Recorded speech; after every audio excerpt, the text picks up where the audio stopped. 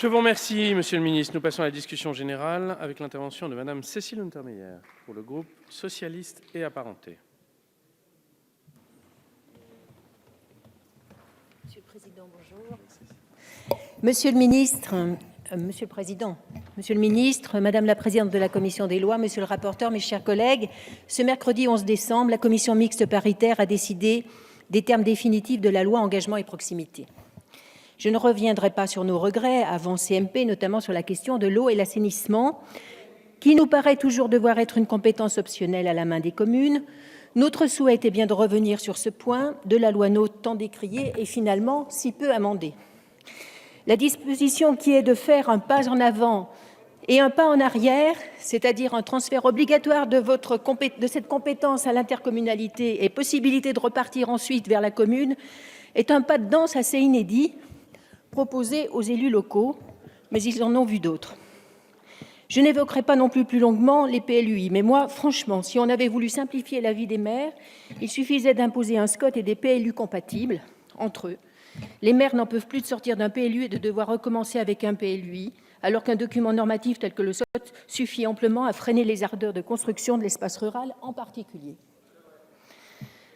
Je reste toujours persuadée que la petite intercommunalité, 10 à 12 000 habitants, à l'exception des secteurs géographiques qui l'imposent, coûte cher, fait perdre à la commune son utilité de porte de proximité sans constituer un espace de projet pertinent.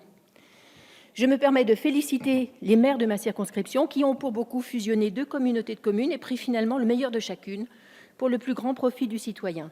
Cela n'a pas été facile, mais aucun, je crois, ne veut revenir en arrière.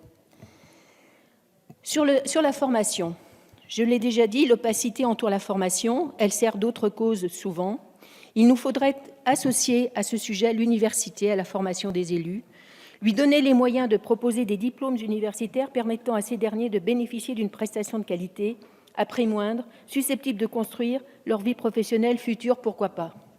C'est un sujet qui dépasse sans doute le cadre de cette loi, mais qui revient sur la question du statut de l'élu, qui n'est pas résolu dans ce texte, qui d'ailleurs n'en avait pas l'objet.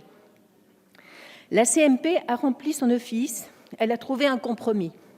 Il est difficile de dire que ce n'est pas bien de trouver une voie conclusive, mais c'est navrant que le compromis se fasse au détriment souvent des accords qui se sont passés entre le gouvernement et l'opposition parlementaire à l'Assemblée. Je pense au contraire que c'est précisément ces accords qu'il faut privilégier dans le cadre du compromis recherché. À titre personnel, j'ai regretté que le compromis se fasse au détriment de la déontologie. Dans le contexte que nous connaissons, c'est incroyable que l'on trouve le compromis en sacrifiant la déontologie, considérée, m'a-t-on dit, comme un truc de bobo marcheur. Vous apprécierez. Depuis, les faits récents, hélas, ont parlé. Dans le silence de la loi, certaines collectivités, à ce sujet, ont pris l'initiative de mettre en place des structures compétentes à l'égard des élus. La ville de Strasbourg, par exemple. Mais les communes rurales, Monsieur le Ministre, doivent pouvoir bénéficier aussi de ces conseils facultatifs, sur lesquels la jurisprudence s'est d'ailleurs prononcée de manière protectrice pour les élus. Il s'agit de prémunir ceux-ci contre le risque élevé de condamnation pénale, en leur apportant tout conseil utile au respect des principes déontologiques qui sont inscrits dans la charte de l'élu local. Je combats comme vous la déontologie punitive. L'éthique n'est pas une fin en soi. Les idées et la compétence sont les exigences d'une vie politique réussie.